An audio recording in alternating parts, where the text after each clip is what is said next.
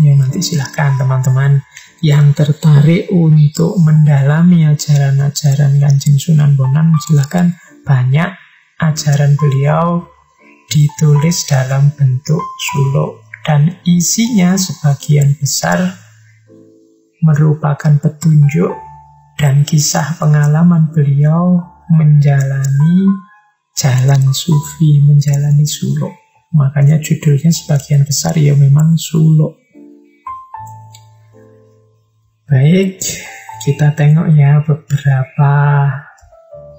Kita awali dari salah satu karya beliau yang paling unik. Ini satu-satunya karya yang bentuknya prosa. Yang lain kan modelnya suluk.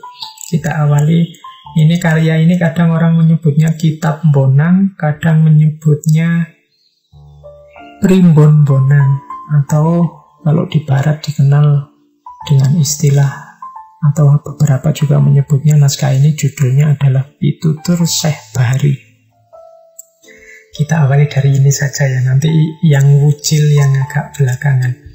Jadi ini kitab ini, buku ini satu-satunya yang coraknya prosa, tidak seperti suluk-suluk yang lain. Isinya dialog, tanya jawab antara guru murid. Gurunya namanya Saiful Rijal, muridnya namanya Saiful Rijal, gurunya namanya Syekh Bahri. Ada yang bilang ini sebenarnya kiasan, Saiful Rijal ini ya Sunan Bonang sendiri, dan gurunya ini adalah seorang guru yang berasal dari Pasai, yang oleh Sunan Bonang di kitab ini disebut Syekh Bahri. Nanti kalau teman-teman menggali suluk-suluknya Sunan Bonang, di dalamnya akan kelihatan sekali pengaruh dari dua tokoh besar tasawuf Persia. Yang pertama adalah Imam Ghazali, dan yang kedua Syekh Jalaluddin Ar-Rumi. Meskipun beberapa nama sufi juga disebut. Misalnya beliau juga pernah menyebut nama Syekh Sufi. Syekh Sufi ini yang dimaksud adalah Imam Haris Al-Muhasibi, juga Syekh Nuri. Syekh Nuri mungkin ya Syekh Hasan An-Nuri. Kemudian ada Syekh Jaddin. Syekh Jaddin ini kemungkinan Syekh Junaid Al-Baghdadi. Ini nama-nama referensinya. Mungkin kalau di naskah aslinya kan pakai nama Jaddin, pakai nama Nuri, itu mungkin menyesuaikan dengan lidah Jawa. Berbeda memang dengan tradisi dari Sumatera kemarin yang menggunakan huruf pegon. Para wali Songo ini termasuk Sunan Bonang menulisnya memang dalam bahasa Jawa. Beberapa suluk seperti suluk wujil itu pakai bahasa Jawa tengahan. Jadi bahasa Jawa yang biasa, level tengahan, tidak sangat halus seperti bahasa Kawi.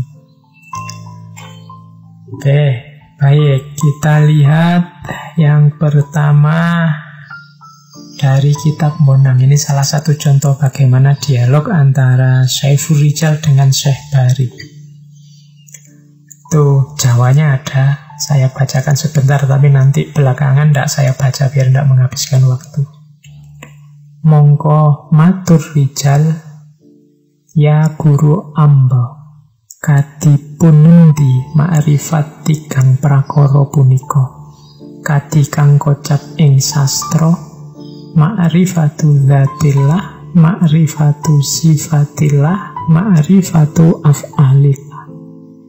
Kadipun endi sang siptani katiga punika. Jadi Saiful Rijal bertanya, wahai guru hamba, bagaimanakah makrifat mengenai tiga perkara itu, sebagaimana dikatakan dalam tulisan ma'rifatu dzatillah, ma'rifatu sifatillah, ma'rifatu af'alillah. apa maksud ketiga perkara itu? Ini sengaja saya angkat, saya dulukan tema tentang ma'rifat, tentang Allah ini. Mengapa? Karena nanti di Suluk Wujil Kanjeng Sunan Bonang menyatakan bahwa intinya orang beragama nanti ada pada pengenalan kita terhadap Tuhan. Tidak ada gunanya sholat, tidak ada gunanya zakat kalau kita tidak kenal ini sholat, zakat kepada siapa, tentang apa. Kita selalu bilang lillahi ta'ala, siapa Allah yang selalu kita tuju itu. Sholat kok tidak kenal Allah, ya perlu dipertanyakan sholat pada siapa. Maka kunci awal dalam beragama, dalam meniti jalan sufi adalah pengenalan kita terhadap Allah. Istilahnya ma'rifat. Siapa Allah itu? Dan kalau menurut kitab Bonang ada 3 konsep ma'rifat seperti yang ditanyakan oleh Rijal, yaitu ma'rifatu dzatillah, yang kedua ma'rifatu sifatillah, dan yang ketiga ma'rifatu af'alillah. Mari kita kenali Allah yang tiap hari kita tuju, tiap hari kita diperintahkan untuk mengingatnya, untuk berpikir padanya. Kita sering mendengar pepatah, tak kenal maka tak sayang. Kemarin-kemarin kita berambisi sekali untuk cinta pada Allah. Lah bagaimana kita bisa cinta kalau kenal saja tidak? Maka langkah pertama adalah mengenalnya. Dan kalau mengikuti Primbon Bonang ini, mengenal Allah itu ada 3 aspeknya, yaitu mengenali zatnya, mengenali sifatnya, dan yang ketiga mengenali af'alnya. Syekh Bari lalu menjawab, wahai Rijal, arti ma'rifatu dzatillah adalah ketahuilah wujud Allah yang maha luhur itu tunggal, tiada sekutu baginya. Dia mempunyai sifat sedia, langgeng, kekal, maha suci, tidak berjisim, tanpa arah, tidak bercampur, hadir tapi tidak terlihat. Wujudnya langgeng dan maha suci dalam cintanya kepada dirinya. Wujudnya langgeng dalam kerajaannya dan tidak berubah dalam keindahannya. Jadi Allah dari sisi zat itu yang jelas, yang pertama wujud. Kemudian ya kalau dari sifat 20 ya qidam, kemudian baqo, dan seterusnya. Maha suci, tidak berjisim, tidak punya arah, tidak bercampur, tanpa arah, tidak bercampur, tidak terlihat. Susah menjelaskan zatnya Allah, maka biasanya menggunakan term tidak. Ini terjemahan dari laisa kamislihi syai'un. Dari sisi zatnya Allah itu tidak ada yang mirip dengannya, apapun, sesuatu pun, dan bahkan tidak ada kata-kata yang bisa menguraikan, menggambarkan secara tepat zatnya. Cukup kita imani saja bahwa ada yang maha wujud, maha suci, maha langgeng, yang kita sebut Allah. Detail zatnya seperti apa, laisa kamislihi syai'un. Nah ini ma'rifatu dzatillah. Makanya ada banyak orang tanya, Pak, bukankah berpikir tentang zatnya Allah itu ada larangannya? Ya, cuma larangan ini tidak dalam arti pikiran kita pasti sesat kalau berpikir tentang zatnya, tapi pikiran kita tidak akan mampu menjangkaunya. Tidak perlu terlalu capek memikirkan zatnya Allah daripada habis tenaga, habis waktu. Imani saja Allah di level zatnya. karena ini bukan sesuatu yang bisa dijelaskan. Oke, terus ini nanti panjang diskusinya kalau saya lanjutkan. Kita ke definisi kedua, ma'rifatus sifatillah. Ma'rifatus sifatillah itu mengetahui. Adapun ma'rifatus sifatillah berarti ketahuilah bahwa Allah itu mempunyai sifat hayyun, yaitu hidup abadi tanpa nyawa, mengetahui tanpa akal, berkuasa tanpa anggota, melihat tanpa mata, mendengar tanpa telinga, berkehendak tanpa angan-angan, berkata tanpa bibir atau suara. Jadi kalau yang zat tadi lebih mudah dijelaskan dengan yang tidak. Kalau yang sifat ini bisa dijelaskan. Allah itu sami, sama, basar, kalam, dan seterusnya, hayyun, dan seterusnya. Itu sifat-sifat Allah di level sifat. Kalau ini bisa dijelaskan, tidak harus ditidakkan. Tapi tetap kita tidak bisa menjelaskan detailnya karena tidak sama dengan manusia.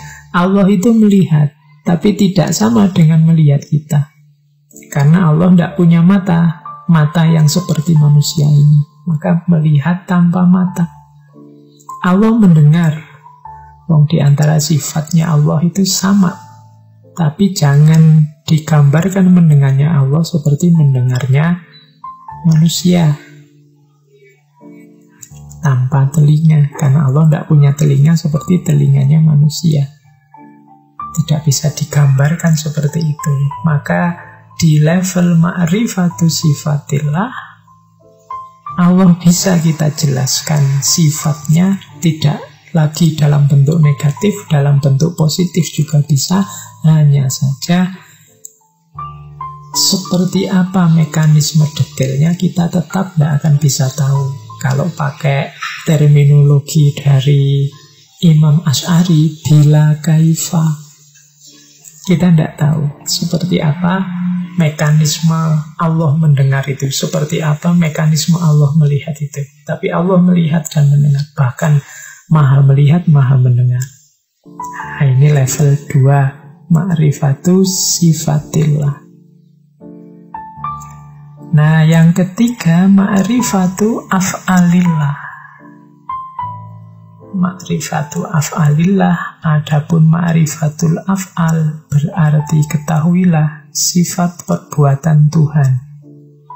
Dia berbuat tanpa ada yang memerintah, memberi tanpa menggunakan tangan, dan mematikan tanpa menggunakan keris. Ini ilustrasi dari Kanjeng Sunan Bonang. Af'al itu perbuatan. Semua yang terjadi, semua yang berjalan di alam semesta ini hakikatnya adalah af'alnya Allah. Kita menyebutnya simpel terus dengan kata-kata takdir. Tapi tetap seperti tadi, af'alnya Allah itu tidak menggunakan alat sebagaimana kalau manusia bertindak. Allah kalau menakdir sesuatu, memutus sesuatu, kalau bahasanya Al-Quran ya kun fayakun. Kehendaknya Allah itulah yang jalan. Jadi yang terjadi apa itu sebenarnya kehendak dan perintahnya Allah. Beda dengan manusia. Kalau manusia butuh sarana, butuh perantara. Jadi itulah Allah yang kita sembah. Itulah arti ma'rifat terhadap 3 perkara tadi. Ma'rifatu dzatillah di level zatnya memang susah dijelaskan, lebih mudah dengan model negasi, ditidakkan. Ada ma'rifatu sifatillah, sudah bisa dijelaskan secara positif, tapi bila kaifa, detailnya seperti apa, kita masih tidak mampu. Dan ma'rifatu af'alillah, kita melihat efek dari af'alillah adalah semua yang terjadi di alam semesta ini, termasuk segala hal peristiwa yang menimpa kita. yaitu ma'rifatu af'alillah. Oke, ini mancing ya dari Primbon-bonan. Kadang disebut pitutul Syekh Bahari. Kita cari lagi dari suluk yang lain. Misalnya kita ambil yang saya bawa ini dari suluk gentur atau suluk bentur. Kalau dalam bahasa Jawa istilah gentur itu artinya serius, tekun. Kalau orang ingin sukses kadang diberi tips gentur tapane, serius bertapa, serius tirakat. Suluk gentur berarti mengajarkan apa yang harus kita lakukan, kita jalankan secara serius dalam menuju Tuhan untuk mencapai kesadaran tertinggi. Ada bagian dari suluk gentur itu yang menarik, misalnya tentang syahadat. Katanya Sunan Bonang ada syahadat namanya syahadat daim qaim. Jadi yang dilakukan oleh penempuh jalan sufi, orang yang melakukan suluk, itu yang dituntut sebenarnya tidak hanya syahadat lewat mulut, tapi syahadat daim qaim. Nanti syahadat ini ada 3. Syahadat daim qaim ini syahadat yang kesaksian yang dilakukan tidak dengan mulut, tapi dengan gerak-gerik jasmania. Misalnya kesaksian dengan gerak-gerik itu, kalau saya percaya dengan kamu, maka kalau kamu utang, tak utangi deh. Gitu kalau kita sama temen ini. Jadi tidak perlu saya bilang, enggak kok saya percaya kok, tapi kalau diutangi enggak gelem ngasih utang. Karena saya percaya kamu tak utangi. Tanpa harus saya ngomong saya percaya padamu, begitu kamu tak utangi, itu menunjukkan saya percaya padamu. Jadi ini kesaksian lewat tindakan. Karena saya yakin bahwa situasi sekarang sudah aman, maka saya mulai berani keluar rumah meskipun harus pakai masker. Loh, ini menunjukkan keyakinan kita, kesaksian kita terhadap bahwa situasinya sudah aman, maka saya keluar. Tidak sekedar bikin postingan, teriak ke sana semana, sekarang sudah aman loh, sekarang sudah aman, tapi dia sendiri nggak berani keluar. Nah, syahadat daim qaim ini bersaksi atas kebenaran Islam, kebenaran Allah yang dibawa oleh Kanjeng Nabi lewat perbuatan. Nah, ini namanya syahadat daim qaim. Makanya orang yang akhir hidupnya adalah la ilaha illallah, berarti sampai akhir hidup orang ini menjalankan pola hidup tidak menuhankan apapun selain Allah, insya Allah dia masuk surga. Jadi syahadat yang daim qaim. Nah, ini bisa dilacak di suluk gentur atau suluk bentur. Di dalamnya juga ada uraian misalnya tentang fana. Ini yang kemarin belajar Syekh Siti Jenar, Al-Hallaj dan kawan-kawan itu kan banyak mode-mode uraian tentang fana. Kalau dalam suluk genturnya Sunan Bonang, ilustrasinya adalah kalau garam jatuh ke laut, maka dia lenyap. Tetapi tidak bisa dikatakan dia menjadi laut. Juga tidak bisa dikatakan dia tidak ada. Demikian pula apabila manusia mencapai keadaan fana, tidak lantas dia tercerap dalam wujud yang mutlak. Yang lenyap hanya kesadaran akan keberadaan atau kewujudan jasmaninya. Jadi fana itu tidak membuat manusia jadi Tuhan, atau membuat diri kita terserap atau kepanjingan Tuhan. Fana itu kondisi ketika kita tidak sadar lagi, tidak fokus lagi, tidak ngopeni lagi aspek hidup jasmaniah kita.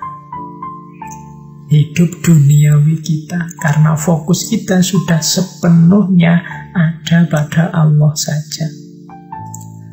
Mirip seperti kalau teman-teman pernah mendengarkan kisahnya Laila Majnun itu kan. Yang dialami oleh Majnun di hadapan Laila adalah kondisi ketika fana. Ketika Majnun melupakan hakikat dirinya sendiri karena dirinya sudah penuh dengan Laila. Jadi orang fana itu ketika pikirannya, hatinya, fokus mentalnya, semua batinnya hanya Allah saja.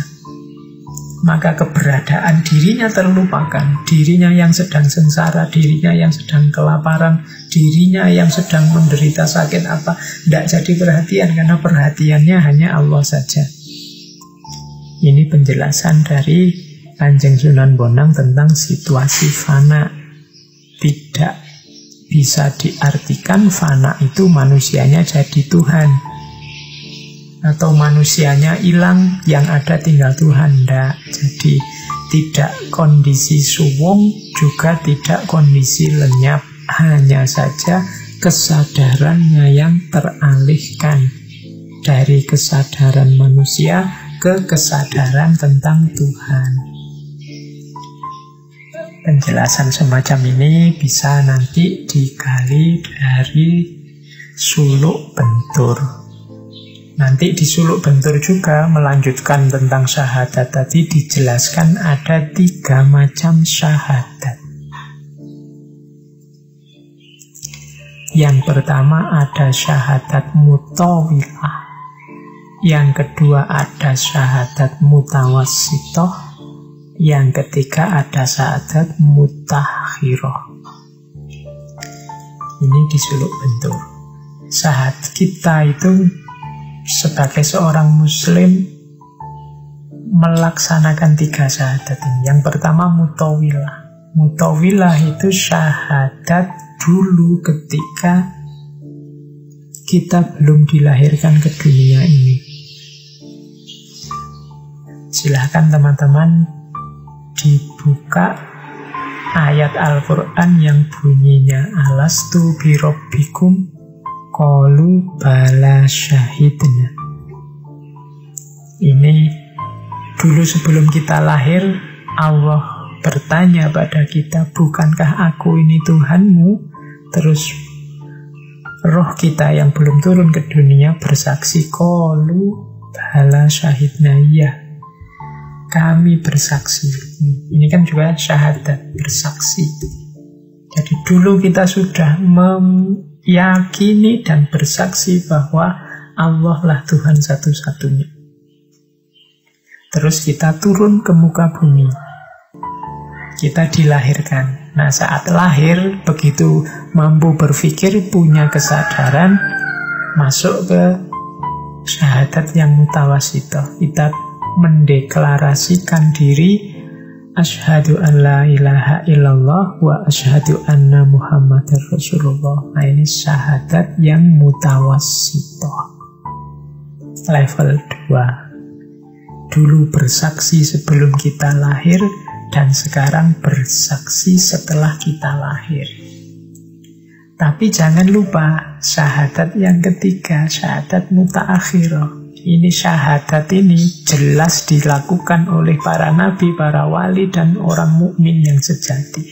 Syahadat mutaakhirah itu mirip syahadat daim qaim tadi.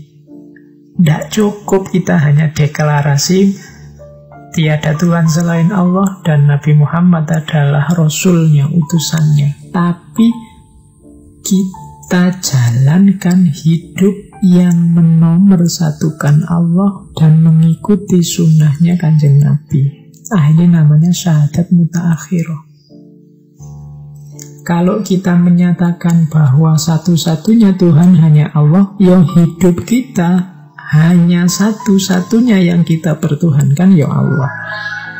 Kalau kita menyatakan bahwa Kanjeng Nabi Muhammad adalah utusannya, berarti hidup kita orientasikan untuk mengikuti petunjuk dari Kanjeng Nabi, karena Kanjeng Nabi itu utusannya. kita ikuti sunnah-sunnahnya. Ini namanya syahadat mutaakhirah. Dulu kita bersyahadat, kemudian ketika turun ke dunia kita juga sudah syahadat, tapi sempurna syahadat kita kalau juga tidak hanya dinyatakan syahadat itu, tapi juga dijalankan. Kalau di Suluk Bentur kemudian dijelaskan, bila mana 3 syahadat ini dipadukan menjadi satu, maka dapat diumpamakan seperti kesatuan antara tindakan menulis, tulisan, dan lembaran kertas yang mengandung tulisan itu. Juga dapat diumpamakan seperti gelas, isinya dan gelas bening gelasnya, kacanya, kemudian isinya gelas dan penuhnya gelas. Tadi yang syahadat sebelum kita lahir itu seperti kertasnya. Kemudian ketika kita bersyahadat asyhadu alla ilaha illallah yang mutawasitoh tadi itu seperti ketika kita menulis. Kemudian ketika kita menjalankan syahadat tadi itu seperti tulisannya. Jadi terus sempurna. Yo ada kertasnya, yo ada tindakan menulis, dan ada tulisannya. Jadi kalau gelasnya itu adalah syahadat waktu kita belum lahir. Kemudian isinya adalah syahadat mutawasitoh yang kita menyatakan beriman pada Allah dan mengikuti Rasulnya, dan penuhnya gelas itulah syahadat mutaakhirah, waktu kita menjalankan. Jadi setelah tadi mengenal Allah, makanya saya bilang ngaji kita ini kita bikin skenario sendiri, kita bikin sekuen sendiri untuk merumuskan suluk atau jalan sufi. Yang pertama tadi kita ambil dari Syekh Bari di Primbon Monang, bahwa kita harus mengenal dulu, ngerti ilmunya dulu tentang Allah, baik zatnya, sifatnya maupun af'alnya. Setelah itu bersaksi atau syahadat, baik syahadat yang mutawilah sebelum lahir, kalau ini otomatis, maupun syahadat yang mutawasitoh saat kita sudah ada di dunia. Kalau kita hari ini muslim, insya Allah sudah kita lakukan. Dan yang ketiga, yang mutaakhirah, mewujudkan syahadat kita dalam kehidupan sehari-hari. Kalau yang ketiga, yang mutaakhirah ini, dulu waktu kita ngaji tentang Kanjeng Sunan Kalijaga kan ada cerita tentang santrinya Kanjeng Sunan Kalijaga yang namanya Syekh Jangkung. Syekh Jangkung ini suatu ketika mengikuti murid-murid yang lain, mengikuti ujian tentang syahadat. Jadi semua murid diuji untuk bersyahadat. Murid-murid yang lain dengan fasihnya melafalkan asyhadu an la ilaha illallah wa asyhadu anna muhammadar rasulullah.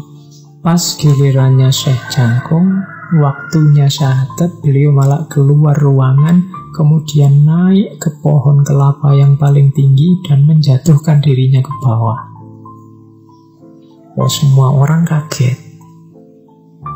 Begitu sampai di bawah, ditanya oleh Kanjeng Sunan, loh kamu disuruh bersyahadat saja kok malah loncat dari pohon kelapa yang paling tinggi? Katanya Syekh Jangkung, ya inilah syahadat saya.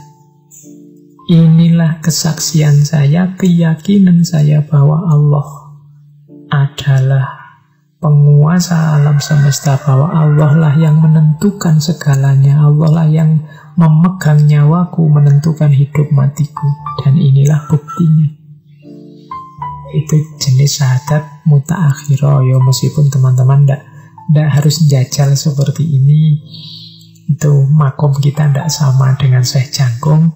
Tapi yang jelas, mari kita tunjukkan dalam kehidupan kita sehari-hari, bahwa hidup kita ini modenya adalah satu-satunya yang kita posisikan sebagai Tuhan adalah Allah, dan yang kita ikuti adalah Kanjeng Nabi Rasulullah. Berarti hidup kita sudah bersyahadat, tidak sekedar mengucapkan syahadat. Oke, jadi setelah ma'rifat, kemudian syahadat, setelah itu ganti suluk. Kita mulai berjalan. Kita ambil dari suluk wergul. Dari suluk wergul kita bisa belajar, misalnya ada ajaran, itu saya kutip beberapa.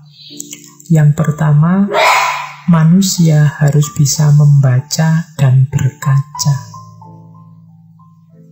yang akan menjadikannya tidak mudah mencela dan menelisik kelemahan orang lain. Dan jangan meremehkan orang lain yang hidupnya serba sederhana dan tampak sengsara. Ini mulai ada teknik-teknik untuk membersihkan diri, untuk menata jiwa, mulai berjalan.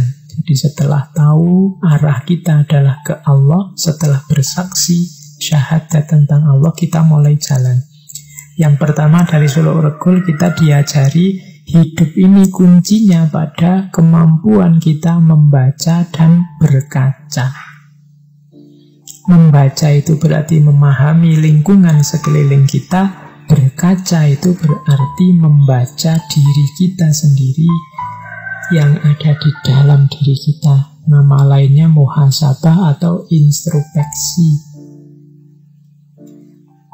Kenapa harus membaca dan berkaca? Karena kalau membaca saja, hanya melihat keluar saja, bisa jadi kita tidak sadar diri kita juga punya kelemahan, punya kekurangan, kekeliruan sebagaimana yang ada di sekeliling kita. Makanya di situ kalimatnya berkaca yang dapat menjadikan diri kita tidak mudah mencela dan menelisik kelemahan orang lain. Orang itu kalau muhasabahnya kuat, dia bisa membaca sampai titik-titik paling kecil kelemahan, kekurangan, dosa-dosa yang dia tumpuk. Maka harusnya kalau sudah seperti ini, lidahnya berat, tangan kakinya berat untuk mencela, merendahkan orang lain, karena dia sadar kerendahan dirinya sendiri. Banyak orang yang cerdas sekali membaca lingkungan sekelilingnya, menunjuk secara tepat salahmu di mana, kelirunya orang ini di mana, jeleknya ustadz ini di mana, sesatnya orang ini di mana, selalu keluar. Orang yang mudah sekali menunjuk keluar mungkin kurang membaca ke dalam, sehingga lidahnya begitu ringan menunjuk orang lain. Kalau dia sadar betapa titik-titik gelap dalam dirinya sangat banyak menumpuk, mungkin dia berat untuk dengan ringan menunjuk kesalahannya orang lain. Jalan sufi yang pertama dari suluk regul, Kanjeng Sunan Bonang menasihati kita itu. Ya, membaca keluar penting, tapi berkaca ke dalam juga penting. Jadi membaca dan berkaca, mengkaji, ngaji, tapi sekaligus juga muhasabah. Oke, nasihat pertama. Nasihat yang kedua, manusia hendaklah selalu berjalan sepanjang jalan kejujuran. Apa yang diucapkan dan yang dilakukan harus selaras dengan suara hati. Dengan cara demikian, manusia akan mendapatkan terang batin dan petunjuk dari Tuhan. Nasihat yang kedua, jujur. Jujur ini kelihatannya sederhana, kita sering mengartikan jujur itu sekedar dengan definisi objektif. Kalau A ya diomongkan A, kalau B ya diomongkan B. Tapi sayangnya objektif itu sering kita pakai keluar untuk orang lain, untuk lingkungan kita. Padahal yang lebih penting adalah kejujuran dalam hati, lewat suara hati tentang diri kita sendiri. Jadi biar batin kita terang, yang pertama-tama apa? Jujurlah tentang batinmu sendiri, keinginanmu, hasratmu, hatimu. Kalau teman-teman mengikuti kajian-kajian kemarin-kemarin, termasuk Imam Ghazali dan para sufi yang lain, kan diteorikan bahwa hati yang terang adalah kunci dari jalan sufi, kuncinya suluk. Kapan hati ini terang? Ya kalau bersih dari kotoran-kotoran. Maka kejujuran kita tentang kotoran-kotoran kita ini nanti akan jadi kunci kesadaran kita untuk membersihkan kotoran-kotoran ini. Jadi didiklah dirimu untuk jujur bahkan terhadap dirimu sendiri. Kalau jelek ya ngomong aku jelek, aku salah, aku kemarin keliru. Mataku tak pakai lihat yang jelek-jelek, yang maksiat-maksiat. Telingaku sudah mendengar yang gak beres-gak beres. Mulutku sudah mengucapkan yang tidak seharusnya. Jempolku sudah memposting yang mungkin itu menyakiti yang lain. Ini kejujuran-kejujuran terhadap diri. Kalau sudah ngerti, bersihkan ini segera. Karena kuncinya, terangnya batin kita itu bersihnya hati. Kalau dia sudah terang, maka petunjuk dari Tuhan akan mudah masuk. Kalau tidak, petunjuk-petunjuk Tuhan yang datang akan kita baca dengan versi gelap tadi. Inilah mengapa kadang-kadang banyak orang yang harusnya ilmunya tinggi. Dia pinter ngaji, dia wawasannya luas, tapi ilmu ini keluarnya malah merusak. Ilmu ini keluarnya malah bikin mudarat, bikin bahaya di mana-mana. Kenapa? Karena alat bacanya gelap. Maka yang kedua, kalau sudah muhasabah, berarti apa? Jujurlah, bersihkan kekotoran dalam dirimu. Oke, itu nasihat jalan sufi yang kedua dari Suluk Urgul. Yang ketiga adalah kalimatnya, kalau manusia berhasrat untuk mengawali laku hidup yang baru, hendaklah selalu bertanya kepada orang-orang yang paham dan tuntas ilmu pengetahuannya. Dengan demikian, laku hidup yang dijalankan tidak akan tersesat. Nah, yang ketiga, Kanjeng Sunan Bonang menyarankan kita, tadi kan kita disuruh membaca, kita disuruh berkaca, kita disuruh jujur dan membersihkan batin. Cuma ini sesuatu yang tidak sederhana dan tidak mudah. Tadi di depan saya bilang, penyakit yang paling susah disembuhkan itu kebodohan, ketidaktahuan, karena banyak orang tidak tahu yang merasa tahu. Nah, mungkin juga kita sudah siap bermuhasabah, kita merenungi diri, kita juga ingin jujur terhadap diri kita. Tapi karena kapasitas kita terbatas, akhirnya kita tidak mampu. Introspeksi sudah, tapi tidak ketemu kotorannya. Ingin jujur sudah, tapi kita rasanya kok merasa, saya ini lurus-lurus saja loh Pak, saya ini perasaan benar terus loh Pak. Oke, kalau memang begitu, mungkin saatnya kita butuh guru. Kita perlu orang-orang yang luas ilmunya, orang yang dalam wawasannya, sehingga akan jelas mana kotor, mana bersih. Akan jelas kotoran apa saja yang ada dalam diri kita dan bagaimana cara membersihkannya. Oke, jadi ayo muhasabah, ayo membersihkan batin. Kalau memang berat, ayo mencari guru yang bisa nuntun. Tidak, kebanyakan sekarang di antara kita itu yang merasa Saya bisa kok Pak baca sendiri, saya bisa merenung sendiri, saya bisa memahami sendiri. Ya mungkin begitu. Alhamdulillah kalau memang bisa, berarti teman-teman orang yang kuat, orang yang tangguh. Tapi ada jalan yang lebih selamat, yaitu tanya ke ahlinya, minta dituntun yang ngerti. Ini lebih mudah. Fas'alu ahla dzikri in kuntum la ta'lamun. Biar tidak nanti jatuhnya kita ngarang sendiri, kita merasa sudah mampu, ternyata tidak, merasa sudah tahu, ternyata belum. Akhirnya penyakitnya tidak sembuh. Jadi ini petunjuk dari suluk wergul yang ketiga. Yang keempat, pujian. Pujian ini di situ sama dengan doa. Akan dikabulkan dengan Tuhan kalau manusia selalu percaya adanya zat yang dipuji. Manusia harus yakin kalau pujian yang diucapkan oleh mulut itu keluar dari hati yang suci. Bersatunya mulut dan hati dalam melakukan pujian itu akan menjadi sarana hidup bahagia di dunia dan di alam keabadian. Jadi pujian kepada Tuhan, pikir kita kepadanya, doa kita kepadanya.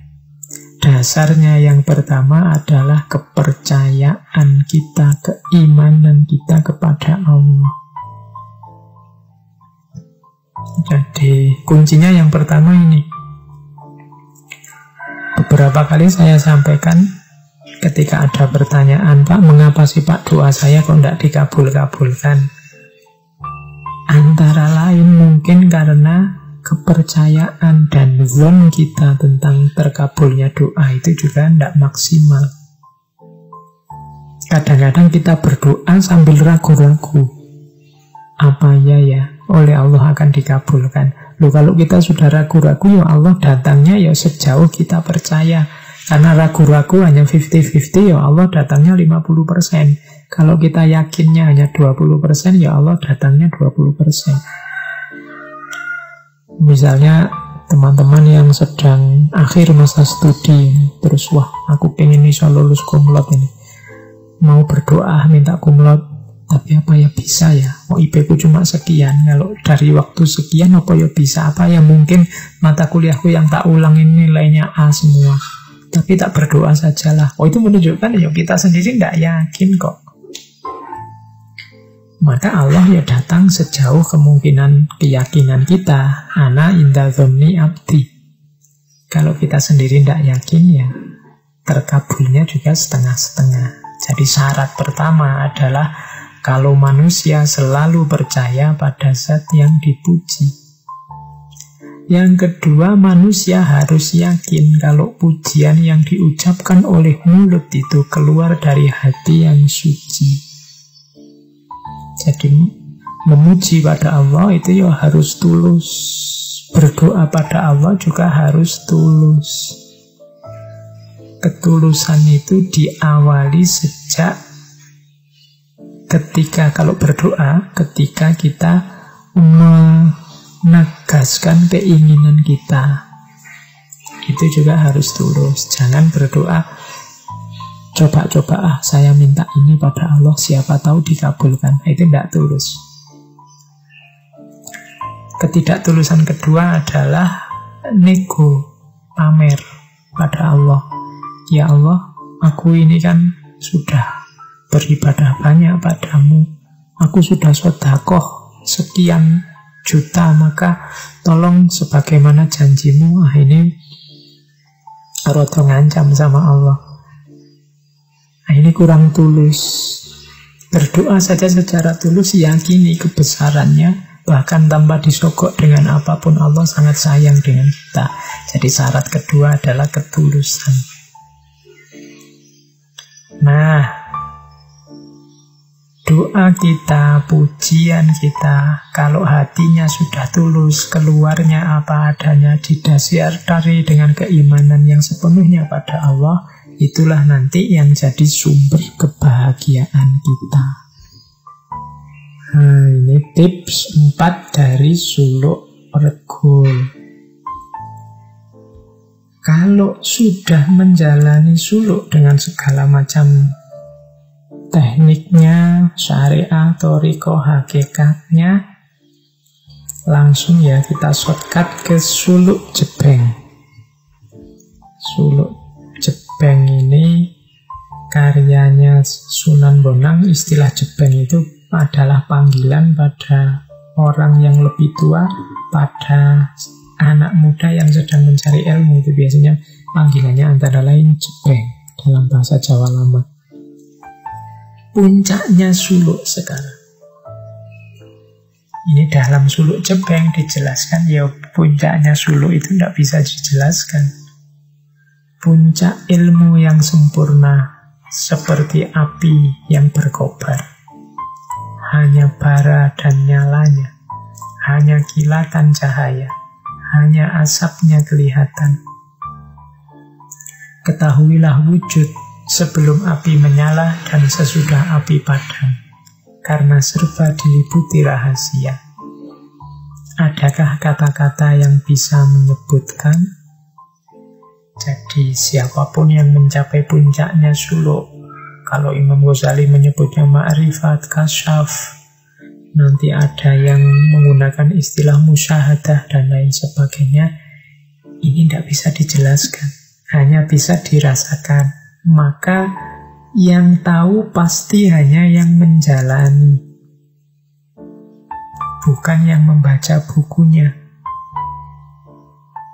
Dia seperti api berkobar, hanya bara dan nyalanya. Api berkobar itu kan yang kelihatan hanya baranya dan nyalanya. Kobarannya mana? Ya kita tidak tahu. Seperti ombak dan air, itu kan tidak bisa dipisahkan. Airnya ambilin, ombaknya buat aku, kan tidak bisa. Tapi menjelaskannya memang susah. Hanya kilatan cahaya, hanya asapnya kelihatan. Maka ketahuilah wujud sebelum api menyala dan sesudah api padam. Ini menunjukkan bahwa hanya orang yang menjalani lakunya sejak awal yang akan tahu rahasianya. Karena serba diliputi rahasia. Tidak ada kata-kata yang bisa menjelaskan.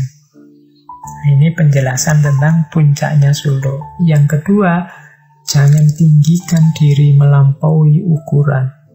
Berlindunglah semata-mata kepadanya. Ketahuilah rumah sebenarnya jasad ialah ruh. Jangan bertanya, jangan memuja nabi dan wali-wali, jangan mengaku Tuhan, jangan mengira tidak ada padahal ada, sebaiknya diam, jangan sampai digoncang oleh kebingungan. Nah, ini untuk yang melakukan perjalanan. Yang tidak melakukan perjalanan tidak bisa menjelaskan. Tapi yang tahu hanya yang ngalami. Meskipun nanti yang sudah ngalami susah menjelaskannya dengan kata-kata.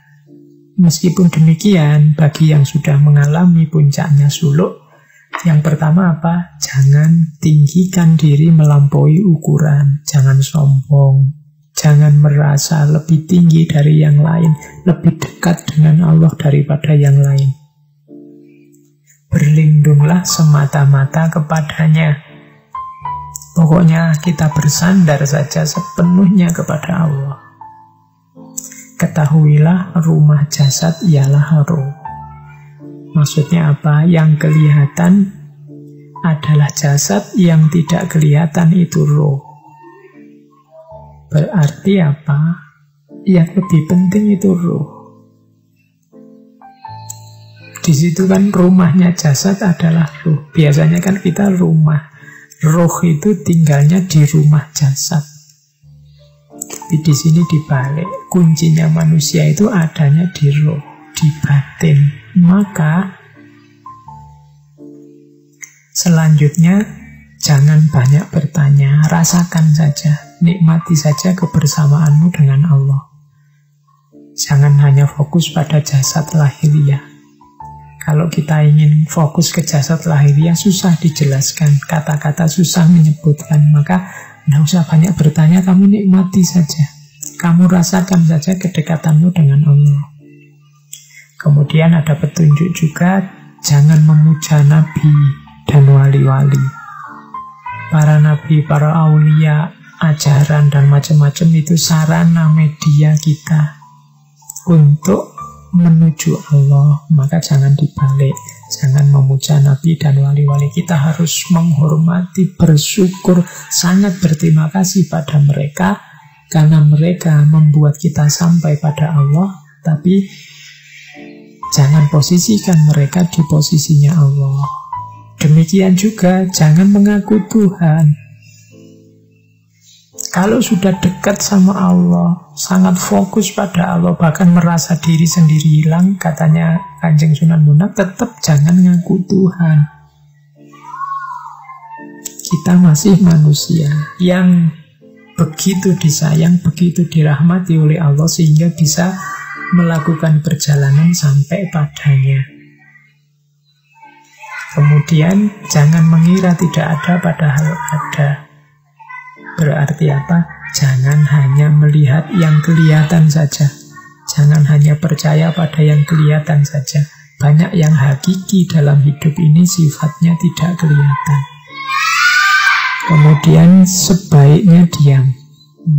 Biasanya orang yang tuntas itu lebih suka diam karena merasa sudah terbuka semuanya, sudah beres semuanya.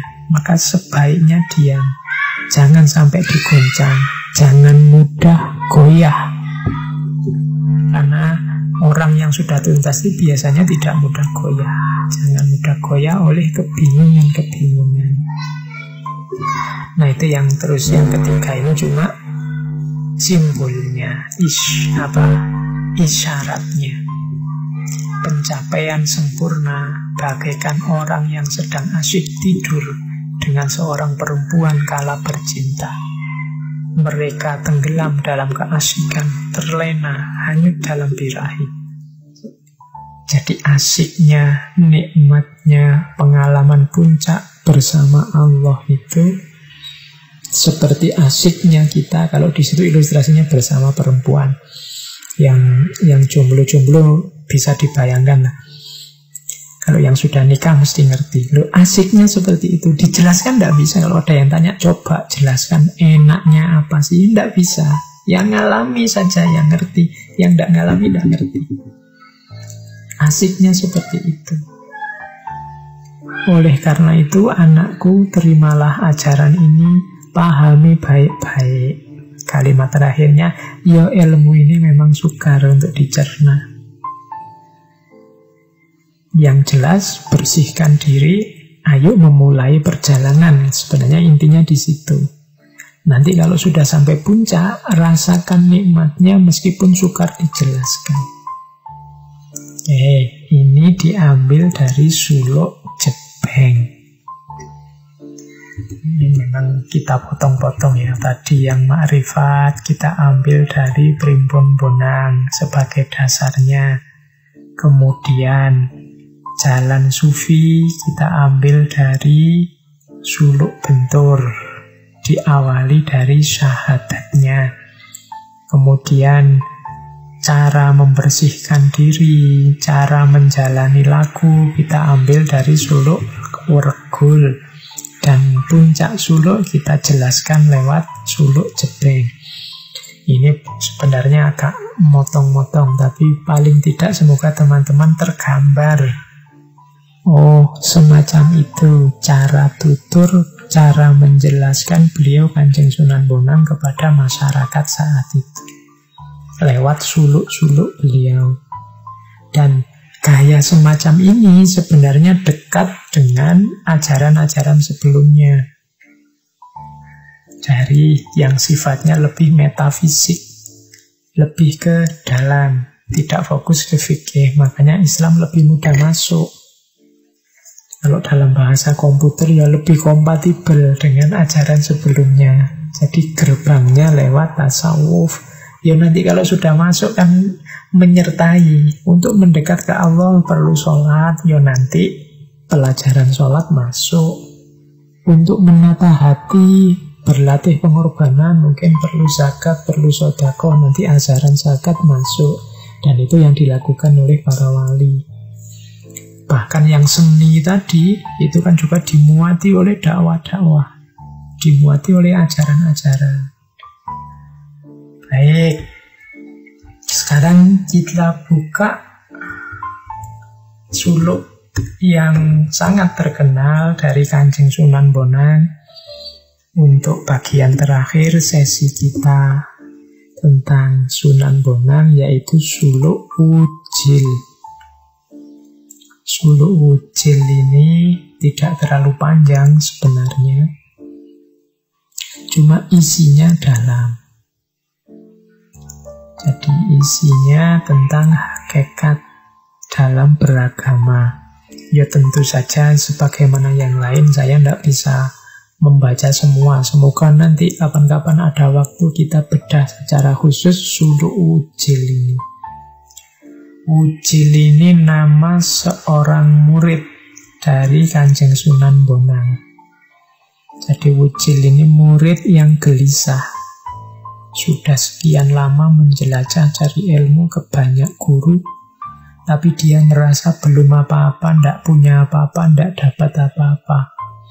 Maka menghadaplah dia ke Kanjeng Sunan Bonang, yang kalau di suluk Wujil ini disebut dengan Ratu Wahdat. Oke ya, kita coba buka dari halaman awal suluk Wujil. Itu yang saya beri nomor 1, 2, 3, 4, 5. Itu berarti ya bait urutannya. Saya mulai dari paling awal. Langsung terjemahannya ya bahasa Indonesia, biar yang tidak ngerti Jawa bisa menangkap. Yang tertarik dengan serat Wujil ini kamu googling lah. Sangat banyak orang sudah meneliti, memposting, bahkan sudah menerjemah, plus kalimat-kalimat aslinya dalam bahasa Jawa Tengahan. Oke, yang pertama, inilah cerita si Wujil. Berkata pada guru yang diabdinya, Ratu Wahdat. Ratu Wahdat nama gurunya. Bersujud ia di telapak kaki Syekh Agung yang tinggal di desa Bonang. Ia minta maaf. Ia ingin tahu hakikat dan seluk-beluk ajaran agama sampai rahasia terdalam. Jadi bait pertama ini menceritakan adanya seorang murid bernama Wujil yang menghadap gurunya yang bernama Syekh Wahdat yang tinggal di desa Bonang. Tujuannya apa? Ingin tahu hakikat seluk-beluk agama sampai dalam. Nah, itu yang kedua kalimatnya Wujil. 10 tahun lamanya sudah Wujil berguru kepada sang wali, namun belum mendapat ajaran utama. Ia berasal dari Mojopahit, bekerja sebagai abdi raja, sastra Arab telah ia pelajari, ia menyembah di depan gurunya, kemudian berkata seraya menghormat minta maaf. Jadi Wujil ini aslinya dari Mojopahit. Sekarang berguru pada Sunan Bonang, Ratu Wahdat, sang wali yang tinggal di Bonang. Dia sudah ngaji banyak kitab-kitab, makanya sastra Arab dia sudah tuntas. Mungkin fikih-fikih kitab dasar cara beragama dia sudah ngerti semua, sudah ngajinya tuntas. Tapi dia merasa masih belum dapat apa-apa, belum mendapat ajaran utama. Maka dia nekat protes, tanya, dan minta ke gurunya untuk diberi ajaran utama, seraya menghormat dan minta maaf. Dengan tulus, saya mohon di telapak kaki Tuan Guru. Mati hidup hamba serahkan. Sastra Arab telah Tuan ajarkan, dan saya telah menguasainya. Namun tetap saja saya bingung. Mengembara ke sana kemari, tak berketentuan. Dulu hamba berlakon sebagai pelawak. Bosan sudah saya menjadi bahan tertawaan orang. Jadi ini yang pertama, si Wujil ini menyatakan pada Kanjeng Sunan Bonang, dengan tulus saya mohon guru, saya pokoknya pasrah hidup mati. Kalau yang semua Tuan Guru ajarkan, semua jenengan kajikan, yang sastra Arab tadi dalam bahasa Arab, saya sudah mengerti semua, sudah. Tapi kok masih tetap tidak tenang, saya masih bingung. Rasanya masih melayang, belum mantap.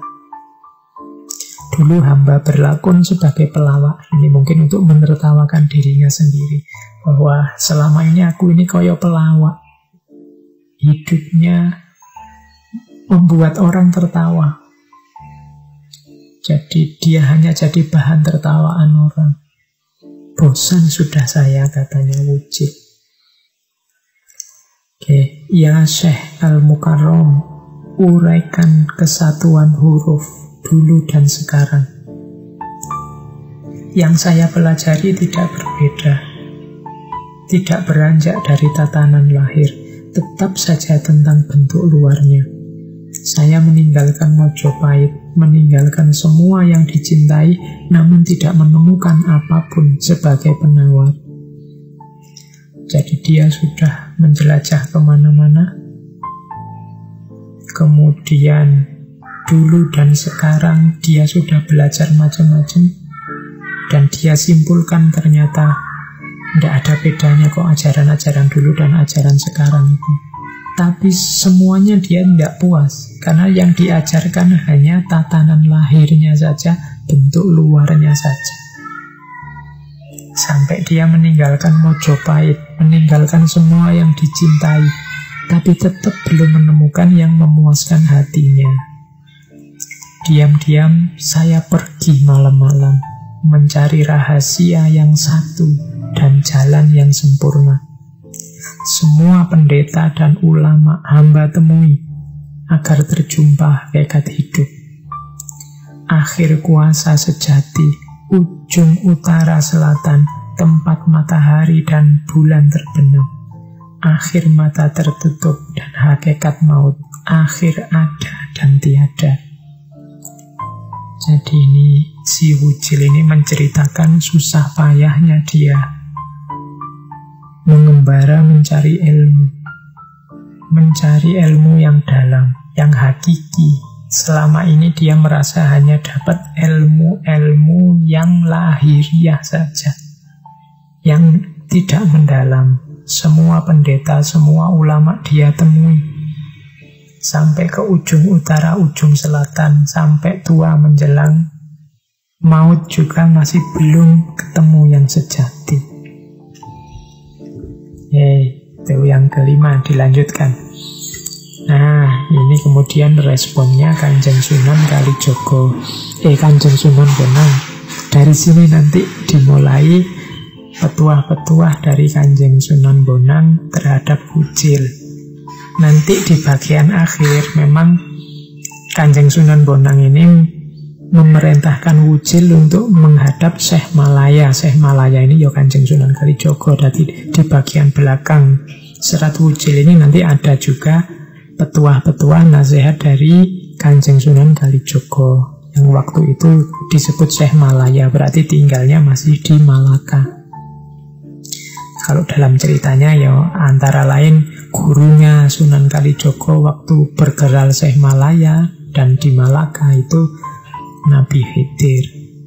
Nah, ini jawabannya Sunan Bonang. Ratu Wahdat tersenyum lembut. Hai Wujil, sungguh lancang engkau.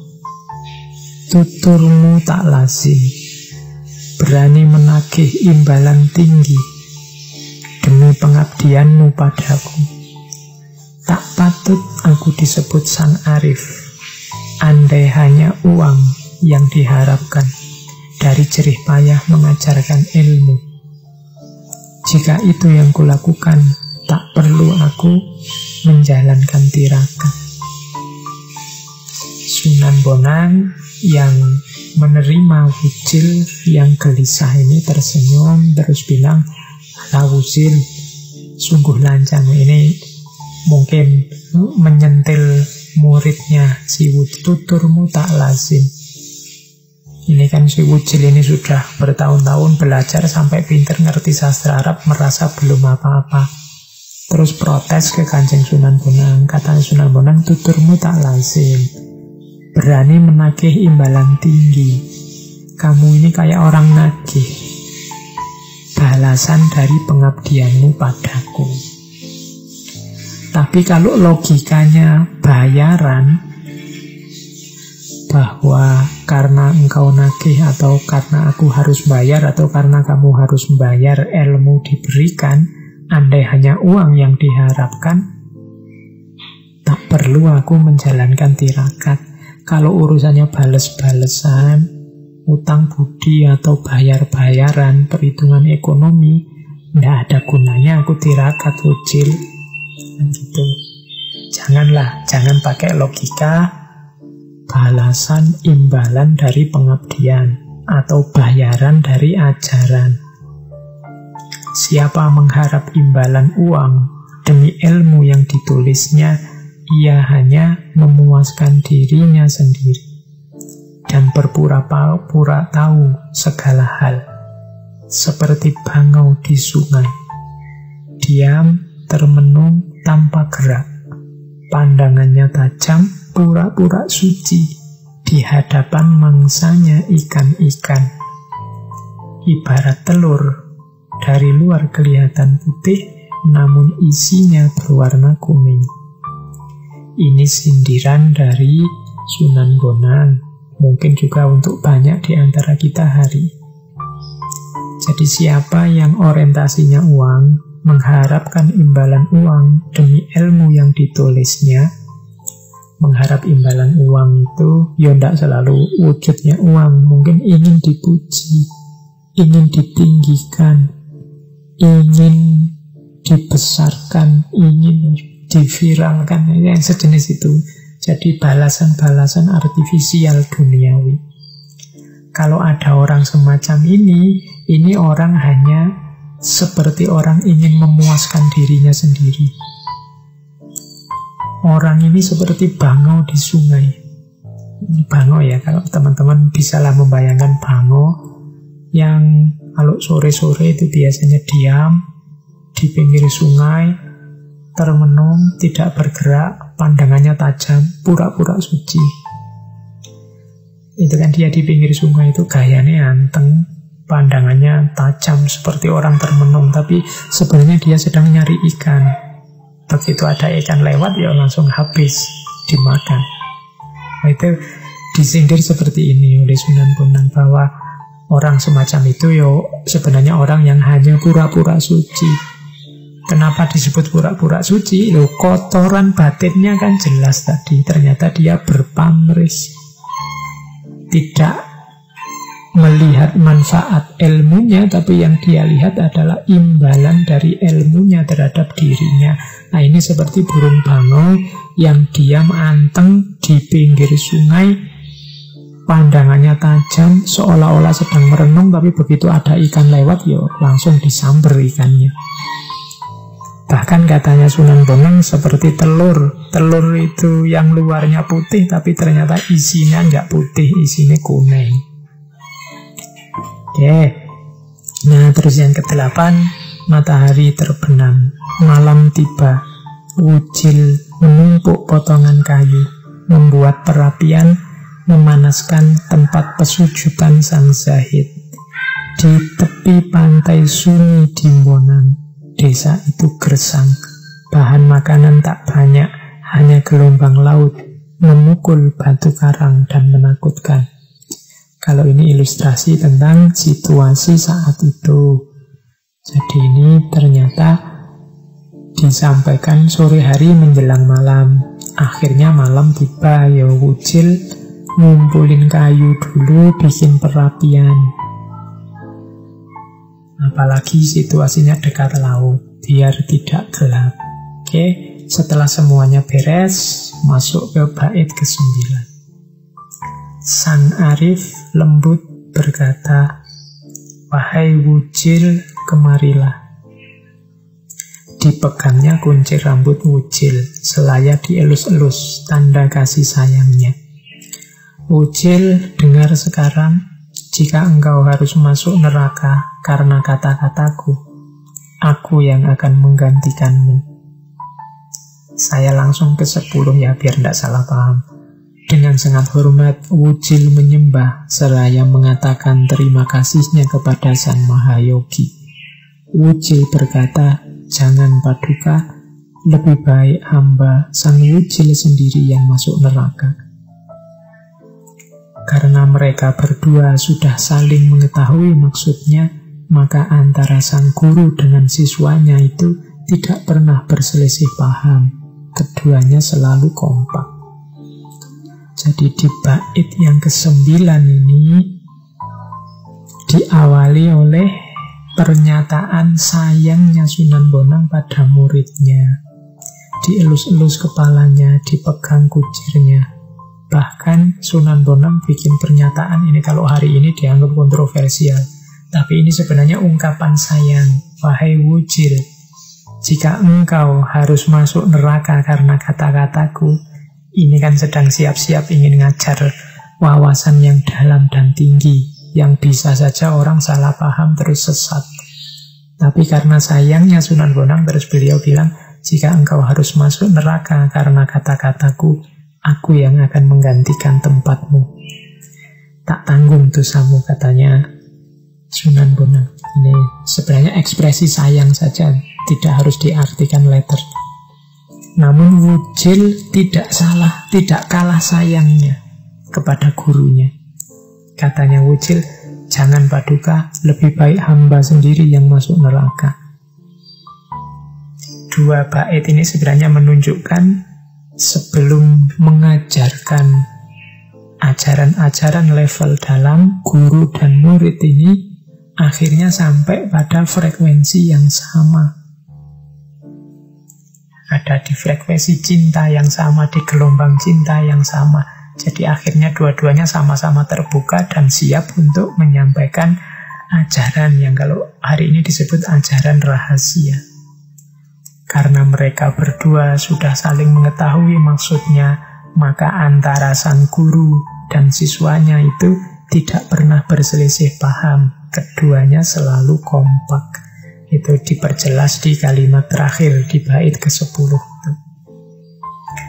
Nah, kemudian bait ke-11 ini dari Suluk Wujil saya potong sampai bait 11 ya. Nanti kapan-kapan, entah waktunya kapan, kita bahas lagi kelanjutannya. Ingatlah Wujil, waspadalah, hidup di dunia ini jangan ceroboh dan gegabah. Sadarilah dirimu bukan yang hak dan yang hak bukan dirimu. Orang yang mengenal dirinya akan mengenal Tuhan, asal-usul semua kejadian. Inilah jalan ma'rifat sejati. Ini nasihat paling awal yang diberikan oleh Kanjeng Sunan Bonang adalah hati-hati hidup di dunia ini, jangan sembrono. Mau ngomong apa, mau melakukan apa, mau nulis posting apa, gitu kalau pakai bahasa hari ini, dipikir dulu berkali-kali lipat. Karena kita ini manusia. Kalau tidak hati-hati, sangat mudah terjatuh pada kekeliruan dan kesalahan. Makanya sadarilah dirimu bukan yang hak dan yang hak bukan dirimu. Engkau bukan Tuhan dan Tuhan bukan engkau. Setinggi apapun makom kau capai lewat suluk tadi, meskipun sampai puncak, tetap saja harus kamu sadari engkau bukan Tuhan dan Tuhan bukan dirimu. Tugasmu apa? Kenali dirimu. Orang yang mengenal dirinya akan mengenal Tuhannya. Tuhan inilah asal-usul semua kejadian. Inilah jalan ma'rifat sejati. Jadi ma'rifat yang sejati itu diawali dari mengenal diri. Kalau sudah mengenal diri, akan kenal dengan Tuhan. Caranya macam-macam. Di Abdus Somad Al-Falimbani kemarin ini juga dijelaskan. Maksudnya mengenal diri, mengenal Tuhan. Jadi kesadaran kita akan diri kita pada akhirnya akan menghadirkan kesadaran akan Tuhan. Dan jangan salah, kalau sudah mengenal Tuhan, akan kenal hakikat hidup, dunia, dan alam semesta ini seisinya. Kenapa? Karena Tuhanlah asal-usul semua kejadian, asal-usul alam semesta. Inilah nanti yang dikenal dengan nama makrifat. Nah, ini di bait ke-11. Jadi, yuk kita potong di bait 11 dulu. Nanti kapan-kapan kalau ada waktu, mungkin situasinya memungkinkan, forumnya memungkinkan, kita bedah lagi suluk wujil.